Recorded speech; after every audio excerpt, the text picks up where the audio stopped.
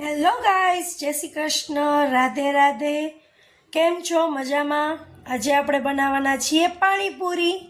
તો ચાલો હવે આપણે પાણીપુરીનું પાણી કઈ રીતે બનાવવું જોઈએ, બહાર જેવું જ આપણે પાણી ઘરે નથી બનતું, તો આ રેસીપી જરૂરથી જોજો.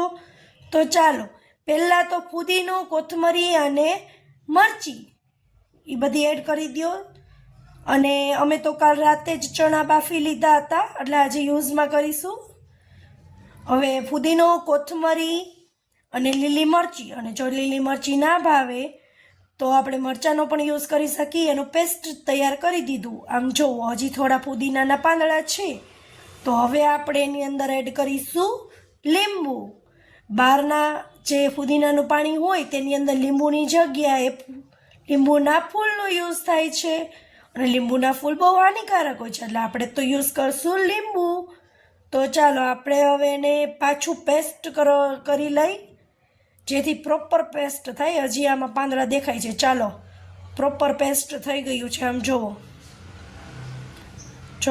અને કલર પણ જુઓ, એકદમ સરસ આવી ગયો છે.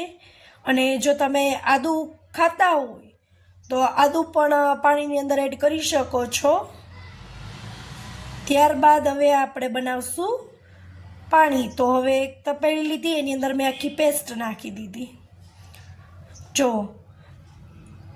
આપણે 12-13 લોકોનું આપણે જ્યારે કરવું હોય પાણીપુરી પ્રોગ્રામ, તો આપણે એક ફુદીનો લઈએ તો ચાલે. હવે આપણે તેની અંદર પાણી એડ કરીશું.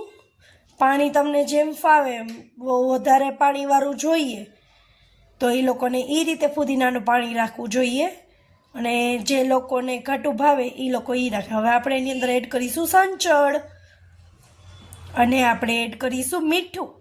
પણ વઘારેલ વગરનું જો મીઠું યુઝ કરવું હોય તો સિંધાણું મીઠું બેસ્ટ છે. જો પાણી સરસ રેડી થઈ ગયું. હવે આપણે કરશું માવો. પાણીપુરીનો માવો રેડી કરવા માટે હવે બટેટા સરસ બફાઈ ગયા છે. તેની અંદર આપણે એડ કરીશું લીલું મરચું, અમુક લોકો તેને ચટણી પણ કહે છે. પછી એડ કરીશું મીઠું. હવે જે આપણે મસાલો બનાવી તે સ્વાદ અનુસાર ચટણી નાખવી. હવે થઈ ગયો છે પાણીપુરી રેડી.